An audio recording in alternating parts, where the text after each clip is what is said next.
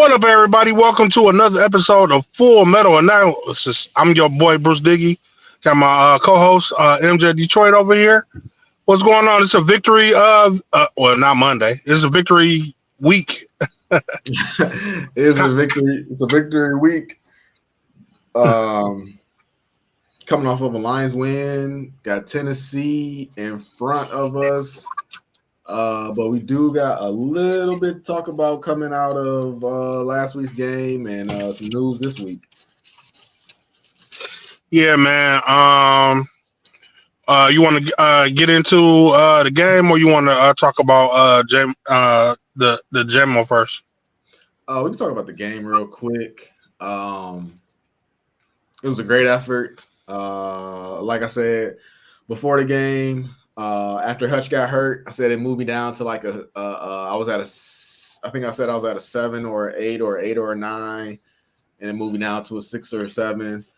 And I said if they beat Minnesota this week, it would do a lot to restore my, not even restore, but to just raise me back a little bit to where I was at before. And the way they went out there and won that Minnesota game, I'm definitely back at an 8 or a 9. The offense looked phenomenal, and I got a question for you that's circulating around. See what you think about it. Yeah, man. The defense played about how I expected them to play. We didn't get much pressure on Sam Darnold, but you know what I'm saying? But it was substantial enough to hold, serve, you know what I'm saying? And the offense looked amazing like I expected them to look. But yeah, man, the game went pretty much how I expected it to. I wish we could have got a better start at the beginning. I mean, for that first quarter, I was like, "Ooh, this is gonna be a tough one." But you know what I'm saying? Then they pulled it all together and they started looking like I expected them to in the first place. Yeah, so the offense looked great. The offensive line looked great. Um, you know, David Montgomery got hurt early in the game, came back in, coughed up a fumble for a scoop and score, and they pretty much rolled Jahmyr Gibbs the time he was out, and even after he fumbled, they rolled Jahmyr Gibbs the whole time, and there was no drop off. Jahmyr had a great game. St. Brown had a great game. Going into it, I kind of felt like those was going to be your two key guys, and they really rode them the whole way. Minnesota, Minnesota was fine, but to your point, the defense did a good job. They really did. Like you said, it wasn't a whole lot of pressure, but the secondary was phenomenal. Brian Branch was playing out of his mind. Man, He was all over the field, like on every play. It was unbelievable. He even had one that they took off the board. But yeah, he had a great game. what do you think about that play they took off the board? Do you think they should have let that slide, or was it a legitimate call? Because the referees have been horrible this season. The referee around the league, these games have been like rough. Like every time it's like for every other play, it's a flag. It feels like sometimes, to where Yeah, I'll be ready to turn the channel. Like, man, I'm gonna come back when y'all done talking about this, discussing this, and it's too much. That play in particular, I'm gonna be honest with you, I don't even remember the play. Was it interception or a fumble recovery? Oh, that was the play where his foot was on the line and then he fumbled it. That one. yeah, he stepped out, Yeah, he stepped out right when the ball was but they coming wasn't down. sure if he had lost control of the ball. Yeah. Yeah, they wasn't sure if he had lost control of the ball before he stepped out. Yeah, that one was close. It was close. I mean, I wasn't mad about it. Um, I feel like it was another play later on in the game that kind of went our way. So I feel like it kind of all evened out. It was even in that game, there was just so many penalties.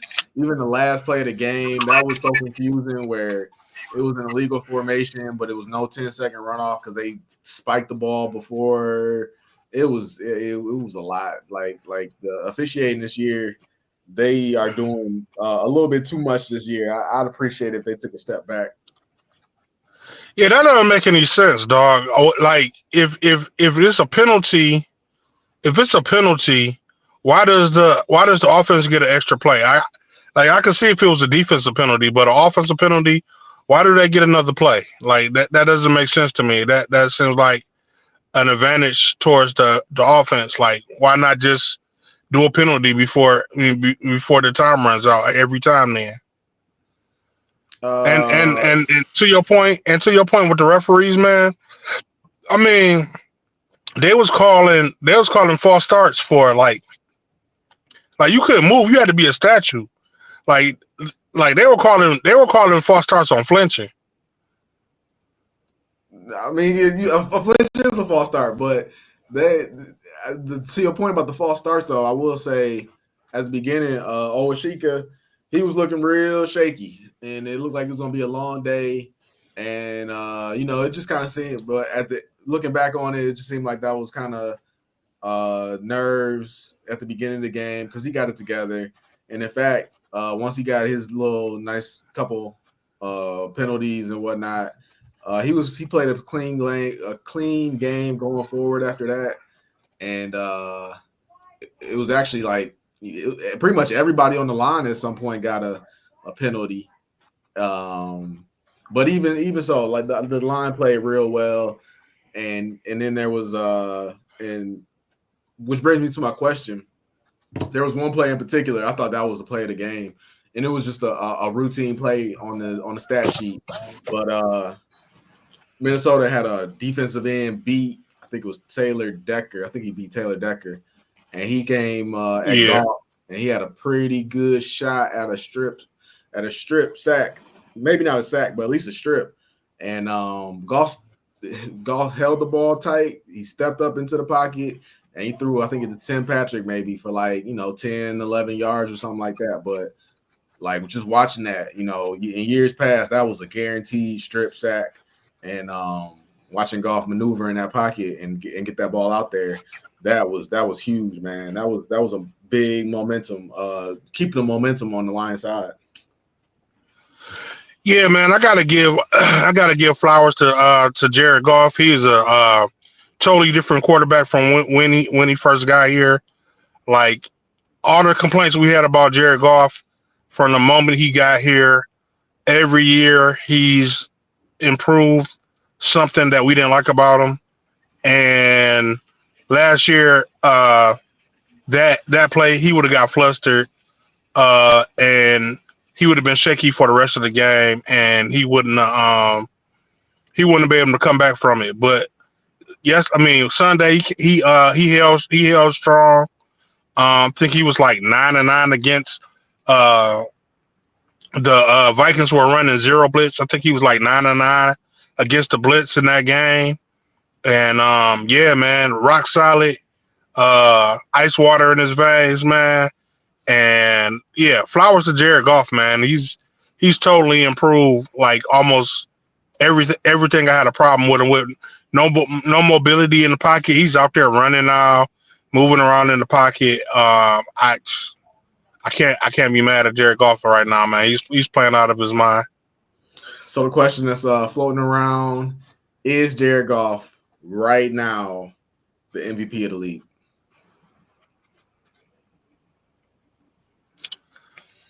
Uh, he might be. Right now, I will put it up between him and Lamar Jackson because Lamar Jackson is also playing out of his mind.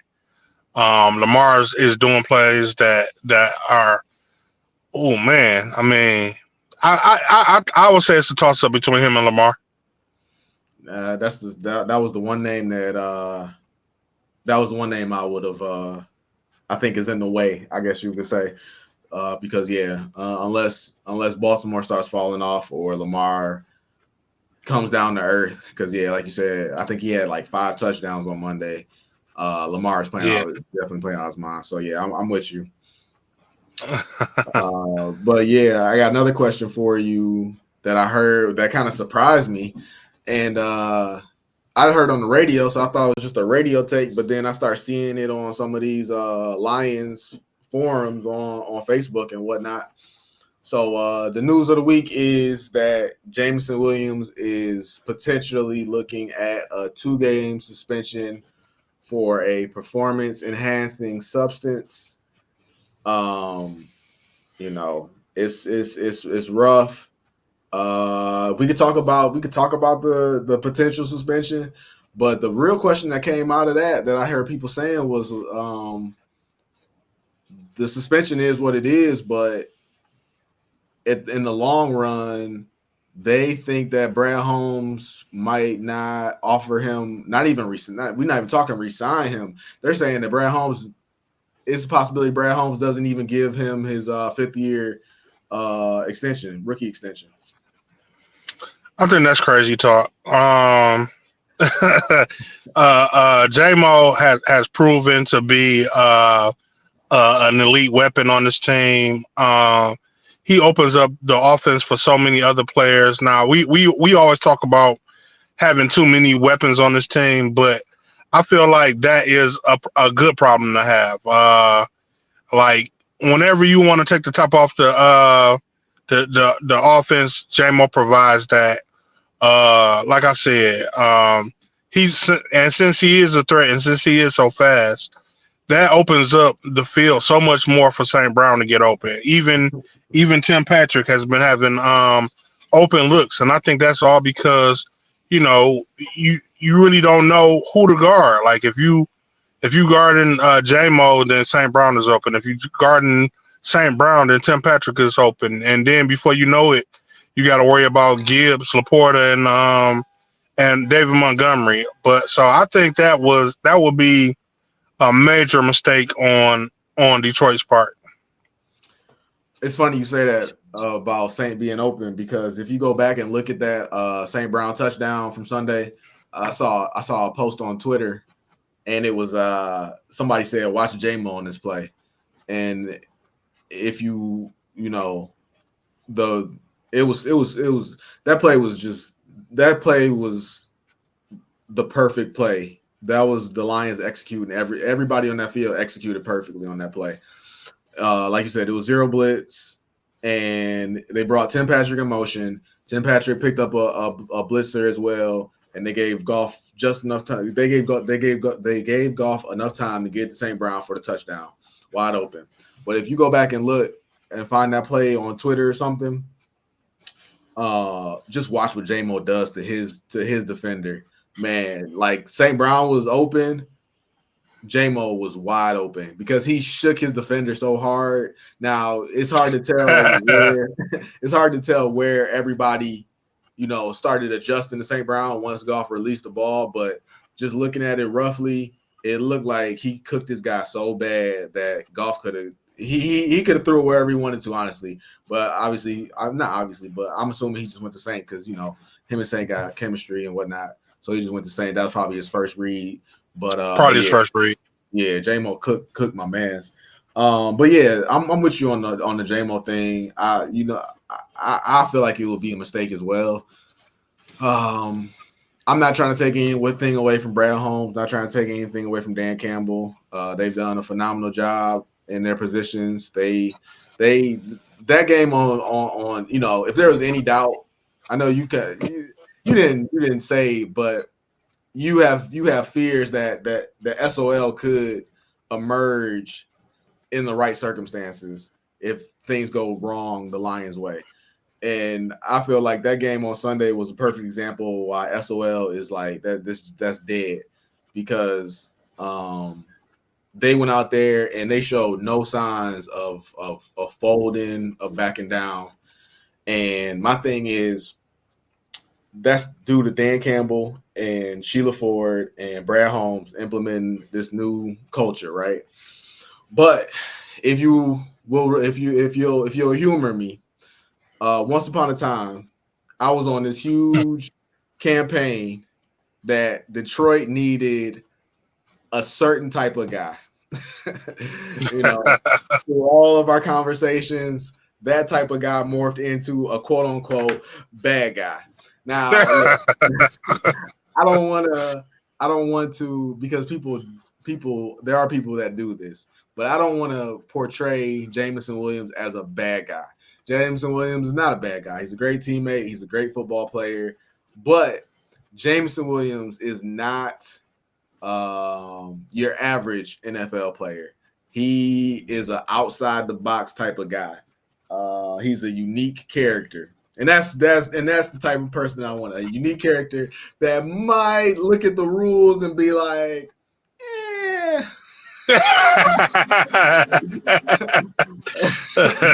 but on Sunday or Monday or Thursday night football, you know that guy is showing up to play ball. That was the type of guy that I wanted on my team. And I feel like Jameson Williams fits that description. He's a little bit outside the box. And I'm not saying that the reason the Lions are winning is because they have Jameson Williams. I'm not saying that. But I will say that it does correspond with the timeline that once Jamo joined the team, along with all the other factors, I'm just saying that he is a piece of the puzzle, in my opinion. Just that type of outside the box, outside the lines type of player that I felt like the Lions always needed. So, yeah, if they were to cut ties with him, I think that would be a mistake. Yeah, man. I think Jay and like you said, I wouldn't classify him as a quote unquote bad guy. A guy that and not even a person that doesn't follow the rules. Now, if you hand him the rule book, is he reading it from cover to cover? Maybe not. You know what I'm saying? I feel like he does things and they be like, well, you can't do this. And he be like, oh, I can't do that. And, all right. And then, like, he does something and they're like, you can't do that either. You're like, oh, I didn't know that. Oh, well, we're going to have to suspend you anyway. I mean, like, the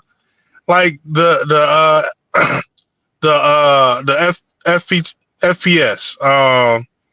It wasn't the drugs. I mean, it wasn't FPD. I think I'm pronouncing that right. I think it wasn't FPD. PED. It was PED. It wasn't PED. It was PES. Yeah. So it was like it wasn't the drugs. It was like it could have been anything. Like I've been hearing over all the sports shows that I've been listening to that, you know what I'm saying, it could be from a prescription that he did, and certain prescriptions you got to turn in paperwork when you're taking those, or a lot of shows are even coming up with the theory that it was a rhino or a honey pack, you know what I'm saying, some that he was taking for other performances that he might need off the field. But I mean, whatever it was, yeah, you know what I'm saying, he's supposed to know that stuff, but I can't be mad at him because I can't say that if I was in the NFL, I would read through all the stuff that I'm not supposed to, take either, Visine or whatever. Yeah, I just would say, I don't expect him to read the whole rule book, but I just feel like Jamo is the type of guy that when they bring everybody into the meeting room and they say, hey, guys, we're going to go over some important stuff about the policies and manuals of the league. I feel like Jamo's in the back, watching YouTube videos. I can see that. Right. So, and that's like I said, I shouldn't say that, because I did say, I kind of did want a guy that maybe broke a law or two, but just not in the violent nature. It's just something, and that's kind of what Jamo does. He's breaking all these rules that are just so like you can almost just turn your head like, all right, man, whatever, I'll let that slide. But they don't let nothing slide with Jamo. But even still, man, it's like it's like when it's football, like in your scenario, when it's football, like we're gonna go over these routes, we're gonna go over these plays, we're gonna go over the scouting report. I feel like he's locked in. But then, like you said, when they like, all right, we about to go over this policy that y'all can't do, he puts in his earphones. Like, I mean, the kid is all about football, and these things bring up stuff that I think people criticize him about stuff that has nothing to do with his character. Like they're demeaning his character on like him buying waters from little boys in the hood, or him out lighting firecrackers at 3 o'clock at night. Just recently, somebody was saying that, oh well, Jamo doesn't make good decisions because he was just out of Coney Island on 6 Mile at 2 o'clock in the morning, and I was like, so what? I mean, who gives a damn? And that's the thing that pisses me off about it, man. Like people want to get rid of Jamo for dumb stuff like that. Yeah, man. You know, if you look behind me, you know, we got the Detroit Pistons logo, and you know, I just wish that the fans, you know, I know fans is gonna think what they're gonna think, but you know, people just honestly, you know, all these keyboard, Twitter, hot take, everybody wants to be Stephen A. when something happens. Like everybody just want to say the wildest thing and the most extreme thing, but you know, you could crucify Jamo all you want, but if you think about it, bro, like the Bad Boys Pistons had Dennis Rodman, and Dennis Rodman was this you know, he was a weird guy. You know, he was like I don't need to go any further on how Dennis Rodman was a weird guy. But before he was, you know, the different color hair Dennis Rodman, when he was the Bad Boys Dennis Rodman, he was quiet. You know, all the documentaries you could watch them. They talk about how quiet he was and how he came from just a southern. You know, he came from the South, and but he just loved playing ball. Like that was his thing. He just loved playing ball, and all the other social aspects of life. You know, he didn't register with those. He marched to the beat of his own drum, and that's how Jamo is. So it's, you know, be careful what you giving up, man, because Dennis Rodman was special, and I feel like, you know, Jamo hasn't reached Dennis Rodman status yet, but he's got the potential to, definitely. Yeah, man. But speaking about another rumor that was going around, man, and we probably gonna disagree on this, but people have been saying that um, they still want to get Maxx Crosby is looking like he's more and more on the table, and in order to get them, we could either give up or either him or Myles Garrett. We could give up. We already discussed the 2 first-round picks and maybe a second. We know how we feel about that, but people were coming up with this alternate plan about giving up a first, a second, and Hendon Hooker in order to get one of these guys, and maybe having the Raiders give us Minshew. What are your thoughts on that?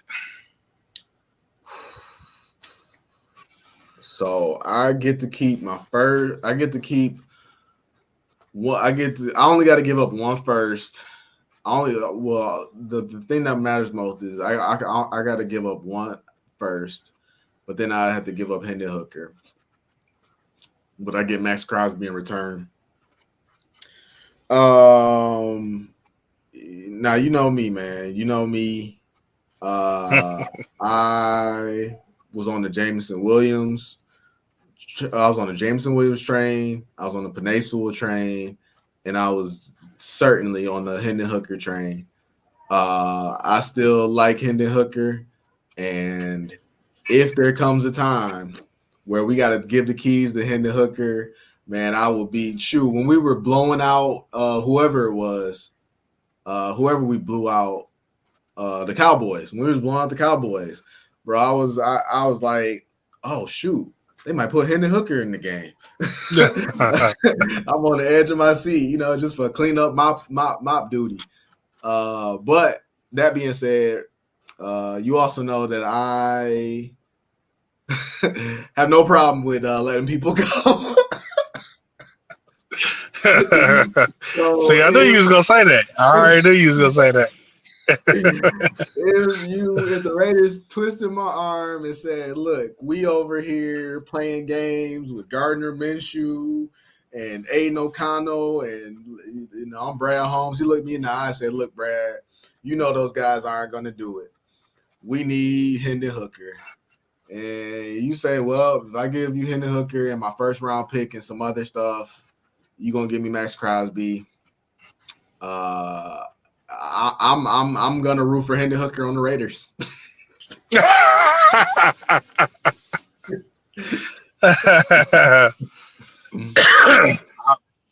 See, and I'm not saying I don't get the logic. I'm not saying I don't get the logic behind trading Hendon Hooker. That is actually would be a good trade, but I just can't. I can't hop off the Hendon Hooker bandwagon, man. Like, don't get me wrong.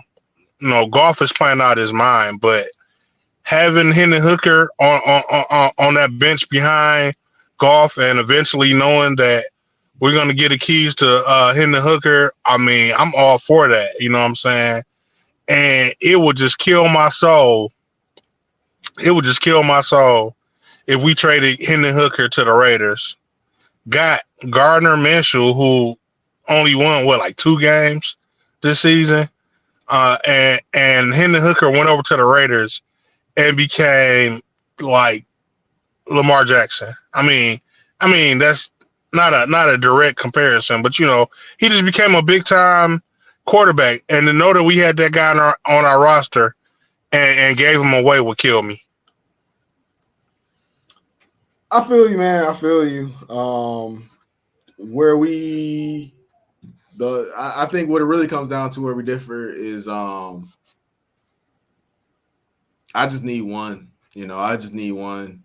And I know you said you went for the long haul, but as good as I think Hendon Hooker is, I do think that at some point in time there will come another quarterback that we'll fall in love with, and it's just a matter of what you got to do to get him. Hey, maybe then in the future you got to give up 3 first-round picks to go get him, and it's a different conversation. But if you feel like if the Lions feel like Maxx Crosby is the one thing missing that could get him a Super Bowl, or if they could get him a Super Bowl in the next 2 to 3 years, if Maxx Crosby will make a difference, because even though it annoys me to no end when people say that Hendon Hooker was a wasted pick, the one thing I can't argue with is that they're correct when they say that Hendon Hooker will not help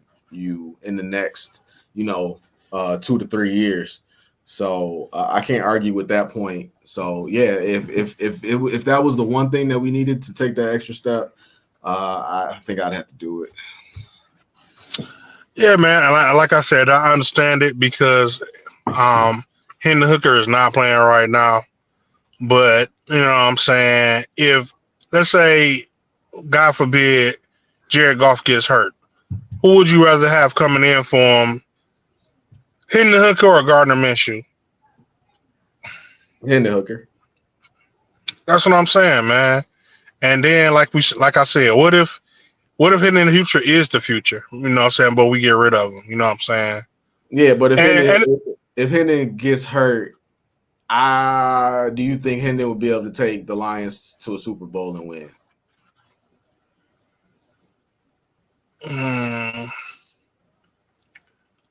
I ain't gonna say he'll take us to a Super Bowl and win, because he doesn't have the experience. He doesn't have all the experience I feel like he needs yet. Would he be able to win a few games until Jared Goff came back? Like if Jared Goff gets hurt for the season, then no, he won't take us to a Super Bowl. But if Jared Goff gets hurt for a few weeks and we need somebody to hold it down until Jared comes back, not only do I think that he will be able to hold it down for those few games, but I feel like it will be exciting football. I don't know. I mean, I think if you gave me 4 games, I would need Gardner to win 2 minimum. I think he could. I think they could work that out. But I mean, we both agree that Goff gone for the season. They're not gonna. They're likely not to win a Super Bowl. So at that point, it's like, hey, at that point, okay, going forward, Goff comes back the next season, and I still got Gardner Minshew as I still got Hendon Hooker as my backup, or season goes down, and next year, Goff comes back, and I got Maxx Crosby, and whoever I could pick up whoever as my backup quarterback at that point. And don't get me wrong, like I'm not saying that I don't feel like Hendon Hooker could never take you to a Super Bowl because I feel like he could. I just feel he lacks the experience at this moment in time right I now. agree, But and eventually, yeah. he's never gonna get that experience here until like 3-4 years down the road.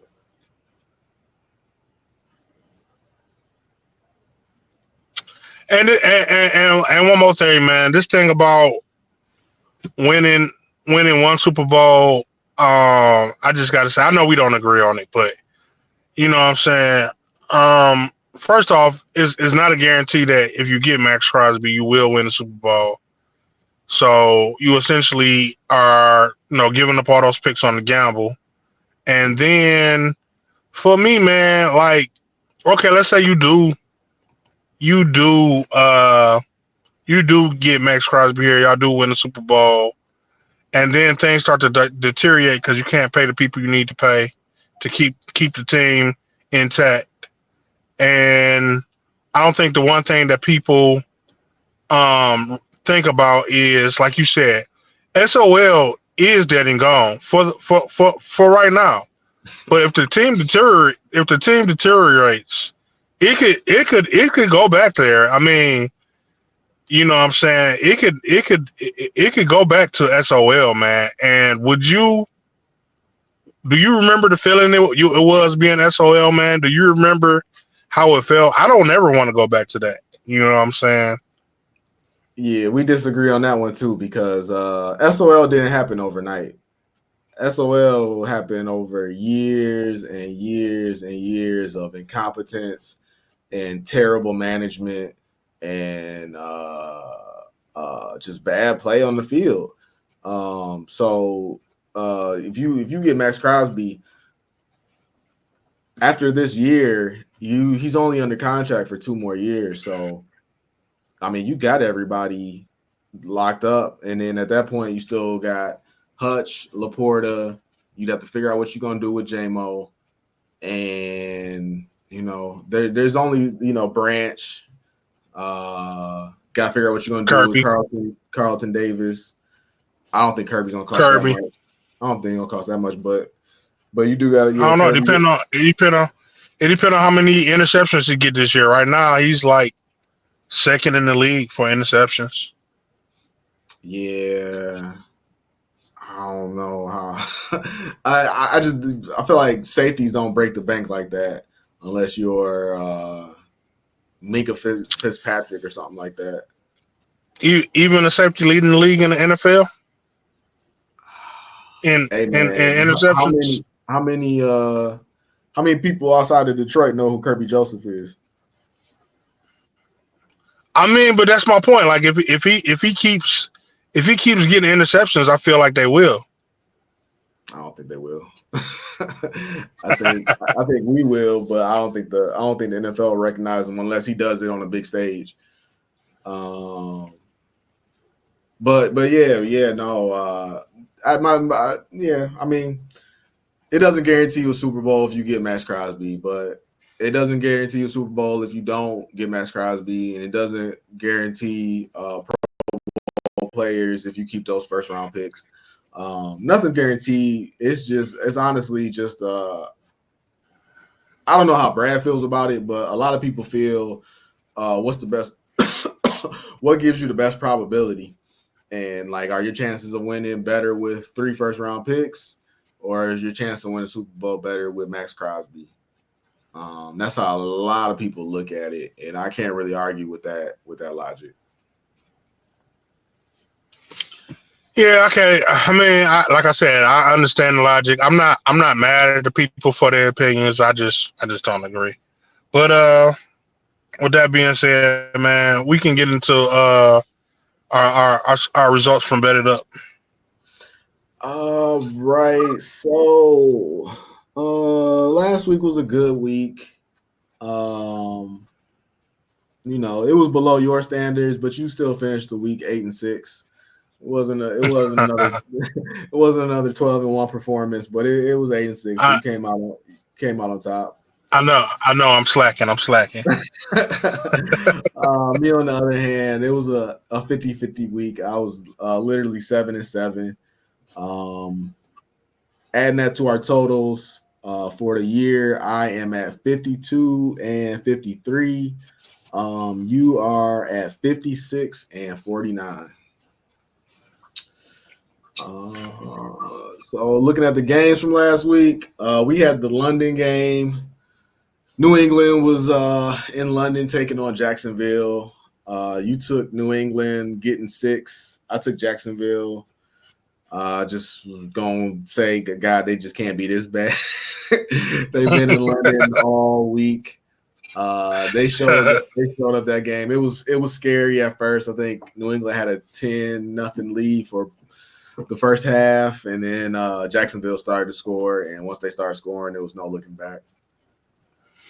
Yeah, man. I guess Jacksonville said even we can't be this bad, and they shocked me. I don't know if it's that or just New England is just that bad.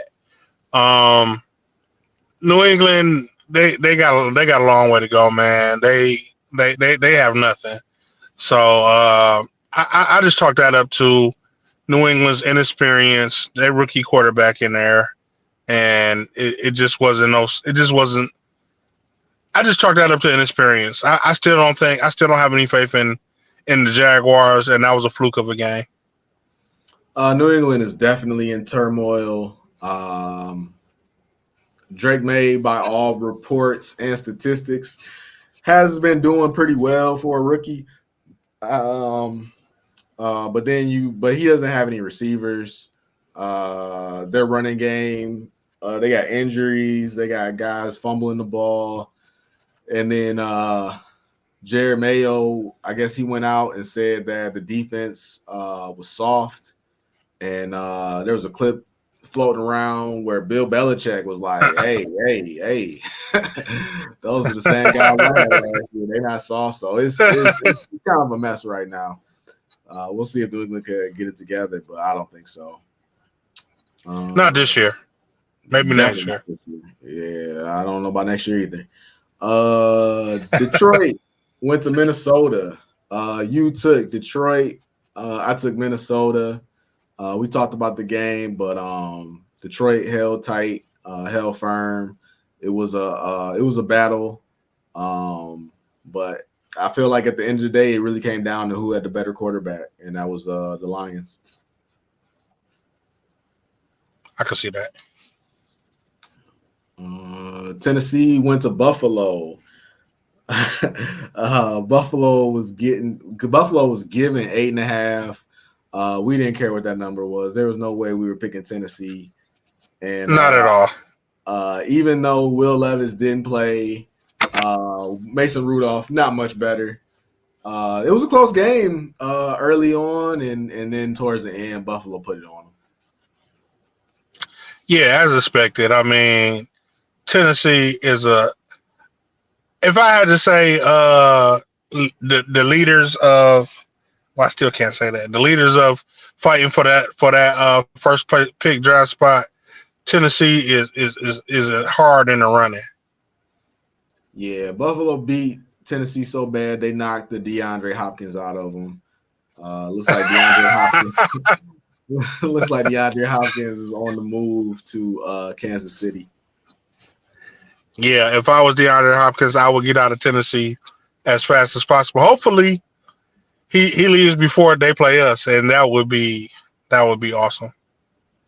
Yeah, no, he should be gone. So looks like we'll just be facing Calvin Ridley. But Kirby Joseph can't wait to see Will Levis. Uh, Houston went to Green Bay. Green Bay was given 2.5. Me and you were both on Houston. Houston lost, but they did cover. So we were right about that. Um, Houston, like I said, I'm still waiting on Houston to really take off. Like I know they can. Wait a minute, they play who again? Green Bay. Oh, okay, yeah, okay. Yeah, man. Houston is not the team that they were last year. I don't know. I mean, they play better with Joe Mixon in. The first highlight I saw was Joe Mixon scoring a touchdown. But I guess they just couldn't sustain that. I know they are missing Nico Collins now, so I don't know if they need a full team to be successful. But I think Houston will be all right. I know they'll make it to the playoffs. Just not sure how far they'll go in the playoffs this year. As an NFL team, you have to be able to operate in spite of people getting hurt. And the first instant someone goes down, they're a whole different team. So we'll see what happens with them in the future. Yeah, real quick. Well, I'm not gonna go there. Yeah. I can't argue that. Yeah, they don't seem to do well. Well, I think they're just trying to develop the chemistry with the new team that they have, and it's hard to develop chemistry when everybody not there. So yeah, I see your point on that. Miami went to Indianapolis, take on the Colts. Oh man, I gotta stop. I mean, it worked with Jacksonville, so I guess I shouldn't say I gotta stop, but I just figured Miami coming off the bye would have figured something out. They didn't. Indianapolis, no, no, no Jonathan Taylor still. I'm sure it was an ugly game. I know it was an ugly game. Tyler Huntley got hurt. Skylar Thompson was hurt. And Nick Boyle came into the game. So if you would have told me that Nick Boyle was going to be any way involved in that game, there's no way I would have took Miami. But injuries happen. So, yeah, you got me on that one. You took Indianapolis. Yeah, man. But I would say I don't know who Miami plays next week, but I would take Miami next week. It's against everything that I think should happen. But Tua Tagovailoa will play this week coming up. Um, he will be in the game. He has chosen not to wear the dumbass protection helmet that you see on the field. Even though it looks stupid, I think it's vital that he wears it, but he decided not to wear it for personal reasons. And yeah, man. We'll see what he does, man. I think Miami will play better next week with him in the game, but it's gonna be a scary game, man. I mean, at any moment he could get hit the wrong way, man, and that's gonna be a scary moment. Every time I watch the Miami with two in the game, it's a scary game. Miami is hosting Arizona next week. Oh yeah, definitely picking Miami next week. Seattle went to Atlanta. Atlanta was given 3. Me and you were both on Seattle. Their defense was getting a little bit healthier. Kenneth Walker is questionable every game, I feel like, but he played, and Seattle handled Atlanta. Yeah, I figured they would. Unfortunately, I think DK Metcalf got hurt in that game. I'm not sure what his status is or if he'll be back. So I mean, they won the battle, but I'm not sure if they won that war.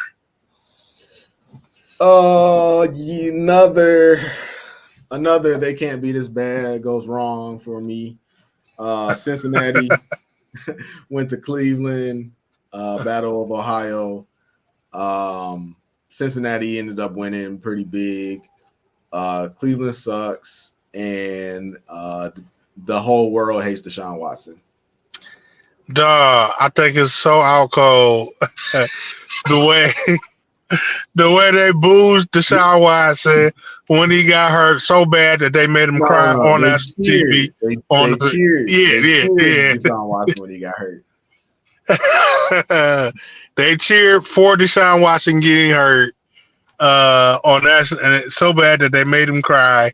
Uh, getting carted, getting carted off the field on national TV right after what is probably what is definitely a game season injury. Yeah, man. It's somebody described it as a situation that's bad for everybody, and I can't argue that at all. You know, it's I guess the only winner would be Deshaun Watson drying his tears with the millions and millions of dollars guaranteed to him. I guess that's the only winner that I could come up with. But yeah, the yeah, oh, he can take solace in his guarantee contract. um, Philadelphia went to New York. I guess I should say New Jersey. Went to New Jersey to take on the Giants. I took my Eagles. Against your better judgment, you took the Giants. Yeah, that was a mistake. I don't know what I Yeah, was thinking. you You never even take the Giants. yeah, you even boosted me up. I think I picked first though, but you even boosted me up by saying it was the Saquon Barkley revenge game, and it was the Saquon Barkley revenge game. It was, man. Saquon Barkley. The Giants are an awful franchise, and I think David Jones got benched or hurt that game as well. Uh, the Giants are a dumpster fire, man. They won't get the first pick, but they'll be in the top five. And yeah, it was against my better judgment to pick the Giants. um, I'm trying to, but regardless, Carolina went to Washington to take on the Commanders. Uh, this was another game where it didn't matter what the line was. We were taking Washington. Yeah, not at all. Washington was given 9.5. That looked like Apollo Creed versus Drago. Yeah, it didn't matter what quarterback they had in. Jaden Daniels is rolling. Um, he also got hurt. A lot of quarterbacks got hurt this week. He And also got hurt. period. Yeah, I don't think he broke his ribs. I think he had bruised ribs. I'm not sure, but hopefully he makes a return because it's a joy seeing him on the field, man. He is making plays, and he was like I said. I think I said this before, but he was like the only rookie. He was the first rookie quarterback in a long time to be considered for MVP.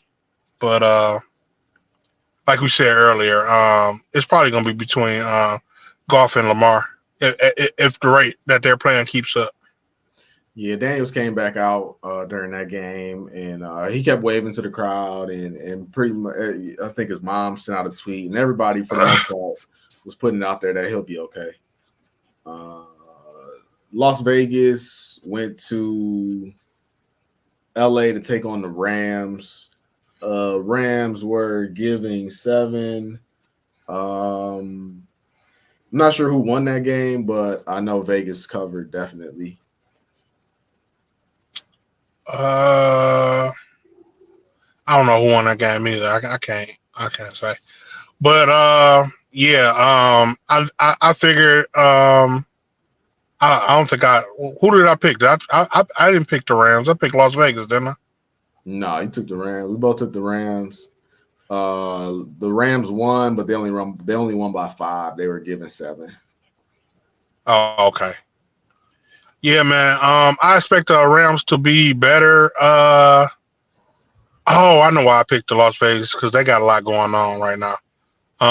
But the Rams will be a lot better next week. They get Cooper Cup coming back, and I think I heard that even Puka Nakua might be coming back. Yeah, they've So activated him from the injured reserve, so he's got 3 weeks to come back. okay, yeah, man. The Rams will look a lot better going forward. Uh, Matt Stafford hasn't had any targets to throw the ball to, and but that's not the and their defense is suspect. So the offense is the strength of the team. So with them 2 targets back, I think they'll start doing a lot better.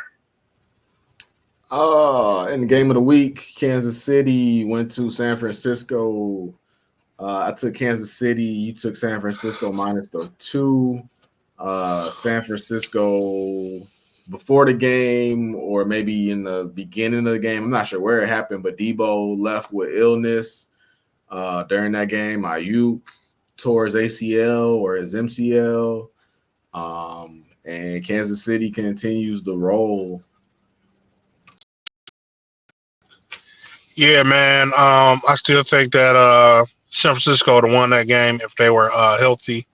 Unfortunately, like I said, injuries happen, and you still got to be able to win in spite of injuries. Brock Purdy is a good game manager, but if you take his weapons away, he is not. I don't want to say he's not a good quarterback, but he's not going to win you any games without weapons. He's not the guy to put the team on his back and carry you through anyway. And with San Francisco missing so many weapons, at that moment they weren't going to win that game.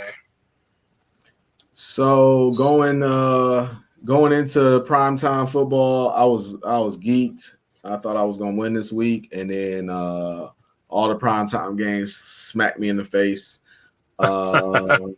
Possibly the biggest surprise would have been the Sunday night football game where me and you were both on the New York Jets against the newly instated Russell Wilson led Pittsburgh Steelers. I still think that the Steelers starting Russell Wilson was a mistake. Everybody's talking about, oh yeah, the Steelers look so much different with him in, and yeah, I agree, man. He still, if you look at his numbers, he still didn't do well. He threw up a couple. He threw up a couple 50-50 balls for George Pickens, and he brought him down. But I don't know, man. The Jets defense, who's supposed to be one of the best defenses in the league, is not. Is they are all on paper. I don't know what happened between this year and last year, but the Jets defense is not it. I agree. The Jets defense is not it. We definitely agree on that. As far as Russell Wilson, 16 for 29, 264 yards, and 2 touchdowns. Where I can meet you at in the middle is that with Justin Fields out there are going to be times where the play breaks down and Justin Fields is going to make something out of nothing. Russell Wilson is not going to give you that opportunity. But if you are looking for somebody who is able to manage the game in a more, I don't want to say competent fashion, that's a little too strong of a word, but if you want to feel safer watching your quarterback out there, then you go with Russell Wilson because the dude is a vet. And he is definitely going to give your best offensive weapon, who no matter how crazy he is George Pickens. He's definitely going to give George Pickens an opportunity to showcase his skill. So I could see them starting Justin Fields. I can understand them starting Justin Fields, but I can also understand them starting Russell Wilson. Don't get me wrong, man. I'm not saying that Russell Wilson is a bad quarterback. I think you said his numbers were terrible. His numbers were terrible. 16 for 29 is not good. You go ahead. Aaron Rodgers was 24. Aaron Rodgers was 24 of 39. He threw 276 yards. He threw 1 touchdown. He threw 2 interceptions. I would argue those. Okay, I wasn't saying I wasn't saying that to say that Aaron Rodgers had a good game. I'm just saying Aaron Rodgers' numbers were terrible too. I'm just saying that 16 for 29 is not a good game. Yeah, I'm not going to do it, but I would wager that Justin Fields hasn't thrown for 264 yards all season. Yeah, you might be right. We'll see what happens going forward, man. Pittsburgh has we're not gonna find out next week though, because Pittsburgh has the New York Giants on Monday Night Football. Yeah, we're not gonna find out. Now this one didn't surprise you, and it didn't really surprise me. It was another one of throw a dog a bone, and man, that hurt. That bit me. Baltimore went to Tampa Bay. Baltimore was giving 3.5 on the road. You took Baltimore. I took Tampa Bay. Tampa Bay looked good in the beginning, and then they let Lamar get going, and Lamar did not stop. They let Derrick Henry get going. Derrick Henry did not stop. Mike Evans was hobbled through the first half of the game, and then eventually he just went down like somebody shot him in the stands. On he had a touchdown catch in his hands, and it was like somebody shot him, and he just went limp. And then later on in that game, I think Chris Godwin dislocated his ankle. He's likely out for the season. So the Buccaneers lost the battle and the war. Yeah, man. It was no surprise to me that Baltimore was going to win that game. I don't know, about 2 or 3 weeks ago, Buffalo turned. Baltimore turned the switch on, and they look like the Baltimore of old, Baltimore of last year that couldn't be touched. But it's unfortunate for Tampa Bay because they were rolling. Tampa Bay is a good team, and like you said, at first that defense was out there looking good, and they were making plays downfield. But going forward, without Mike Evans, without Chris Godwin, Baker Mayfield no longer has any targets to throw the ball to. So it's unfortunate to see that their season might be over. And the last game of the week was a game that nobody watched and nobody missed anything. But the LA Chargers went to Arizona. Chargers were given 2 on the road. We were both on the Chargers, but based on the box score, it seems like nobody could really get anything going, and Kyler Murray did just enough to escape that game with a win. So boring. I take that back. Justin Herbert threw for 349 yards and must have been like no touchdowns. Such a boring game, dog. Justin Herbert threw for 349 yards, no touchdowns, no interceptions. Such a boring game, man. I was sitting there watching that, and they had the nerve to make it the late game. I turned that game. I was flipping back and forth between that game, and every time I got to watching, I'm like, man, let's see what Baltimore's doing, and I would just switch back. And then when I knew for sure that Baltimore was going to win that game, I was like, I'm going to bed. Yeah, I'm with you, man. I didn't even get any. The most I paid attention to that game was the score that they had up in the corner during Baltimore and Tampa Bay. You made the right choice. I wish I had did that. Last thing before we get out of here, man. Bronny James Jr. made his debut last night. They found 3 minutes for that kid to get out on the court with his dad and make a moment in history. What do you think? Dog, I'm not usually watching basketball, but I just happened to catch that moment yesterday, and I was cracking up, man. Dog, it was so forced. It was so the crowd cheered. They came in. They tried to get, like you said, that moment in history. And Bronny came in and did absolutely nothing. And the LA's offense started out, and they immediately took him out the game. Yeah, no, they took him out the game. I expect that he's gonna not be seen again until at least the All-Star break. He'll probably be in the G League, getting it together. I had my fantasy draft. I had my NBA fantasy draft, and I told you I was putting in some work. Guys kind of peeped that. I might have had a little bit of strategy going into our draft. I can successfully say that I pretty much got the team that I wanted. I missed out on 2 key guys that I wanted, but the heart of my team is what I wanted it to be, which is great. But it may surprise you, but LeBron James was a part of my blueprint to building my team. Wow. So I do have LeBron James on my team. Let me see if I see any ice, because hell must have froze over. I I think it's such a good thing that I got LeBron James on my team, because if I didn't have any, if I didn't have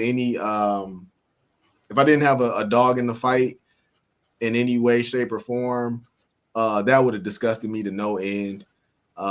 It's so perfect that LeBron is choosing to end his career in LA.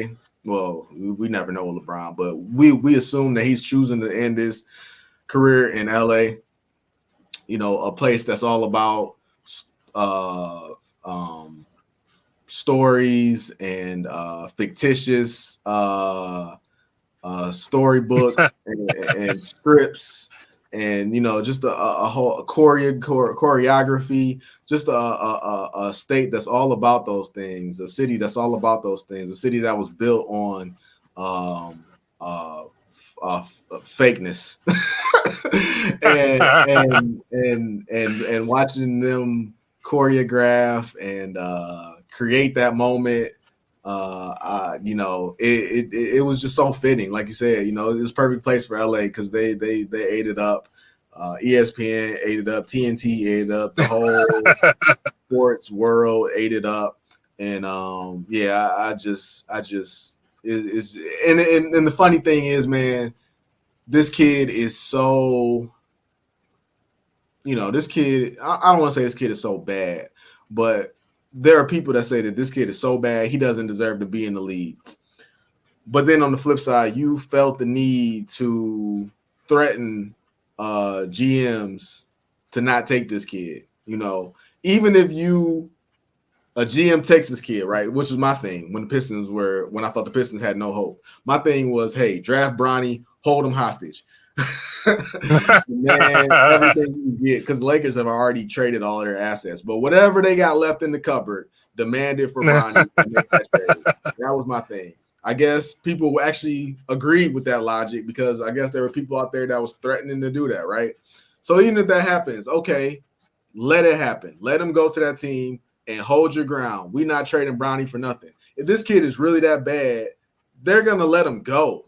He's going to eventually let him go. And then once he gets let go, hey, pick him up, and then boom. That is more authentic than the BS that was on last night. And that's all I got to say about it.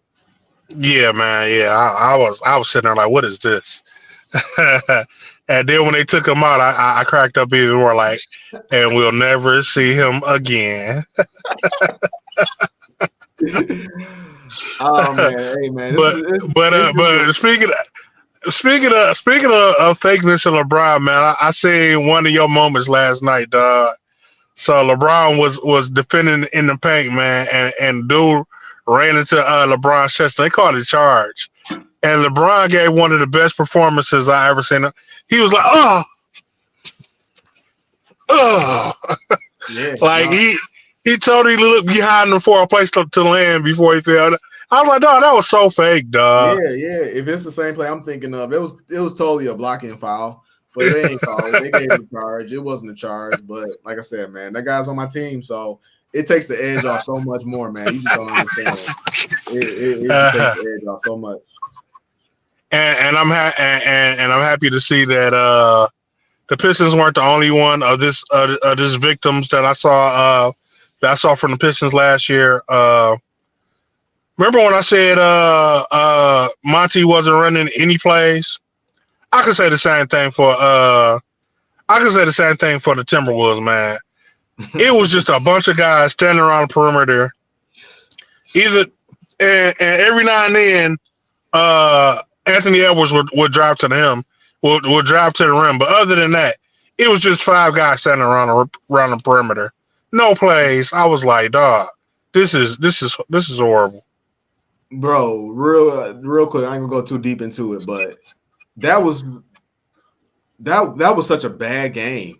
The It was. Celtics game was bad, but only because the Celtics just blew out the Knicks. But it was still a fun game to watch. That Lakers Timberwolves game was just bad basketball, boring basketball, and it was to your point. It was more so that the Timberwolves had no pulse, and that the Lakers intended to win that game. It's not that they were the much better team or anything like that. They just wanted to win that game, and the Timberwolves looked like they didn't know they was playing basketball tonight. Right. And to your point, they did lose. So they lost Karl Anthony Towns. They just lost. They traded Karl Anthony Towns. In my opinion, they got back. I think New York won that trade because I don't like Karl Anthony Towns, but I'm not going to discredit his talent. And so, as far as talent, I think the Knicks won that trade, but that's a team that has to redevelop their chemistry. No player had been with the Timberwolves longer than Karl Anthony Towns off the top of my head. So I don't know if that affected their chemistry. I don't know if they're trying to implement a new offense or what it is, but whatever they did last night, that's not working. So you're gonna have people who watch that game that says, "Oh man, this is the Lakers' year." But when I watched that game last night, I'm with you, man. I just thought the Timberwolves had no heart or will to want to be there. Yeah, man. It was like you said. It was not a good game. I'm not gonna hold you up because I know the Pistons game is about to come on, man. But since we know it's about to come on, predictions for the game tonight. Oh, for the game tonight? Oh man, I couldn't bet on the game because I would have had to bet against the Pistons, so I just refused to bet. If I'm being honest with you, I think the Pistons lose by like 7 or 8. I think that this is a tough first game. The East really is altogether. The East is really no joke. But I mean, you do got teams like Chicago. Like I feel like we should have wins against Chicago. We should have wins against the Nets. I feel like we could hang in there with the Hawks. So there are teams that we can't beat in the East, but I think Indiana is a top 4 team in the East, and I don't think we win this game tonight. But I'm more than happy to be wrong about that. What do you want to see from the Pistons? Even though you don't think they're going to win, what do you want to see out of the team? I want to see that everything that I've been saying and seeing about Jaden Ivey this preseason is legit. I want to see him. I want to see him continue to be able to play on the court with Cade. I want to see him knock down a couple of 3-pointers. I do want to see Ron Holland get some minutes tonight. He's been I heard JB Bickerstaff talk about how he likes that he's a rookie coming into the league, and a lot of rookies who come into the league feel like in order to make their claim, they got to score points. But he's like, no, this kid, he's got no problem getting dirty, playing defense. So I want to see Ron Holland make an impact, get some steals, get some fast breaks, continue to keep up his energy. And I want to see Jalen Duren, I want to see Jalen Duren continue to control the glass, 13 plus rebounds. And, at the end of the day, man, if we win or lose this game, we all know it's going to come down to number 2, Cade Cunningham. So I just want to see what it looks like with the game coming down the stretch, winning time. I'm sure it'll be like, a tie ball game with like 3-4 minutes left in the game, and where that's crunch time, clutch, can Cade overcome and outshine the Pacers and Tyrese Halliburton. All right, well, we'll see what happens tonight, man. But until then, we'll get back to you this weekend coming up, man. We'll go back over around the league. We'll talk over the Lions versus the Titans. I'm not gonna count them out, but this should be the easiest game we've ever played in our lives. But but I don't want to assume that, and so we'll go over the preview for that game. We'll go back around the league and we'll talk about what's been going on with the Pistons when we get back to y'all. But until then, that's all I got for now. Peace. Detroit!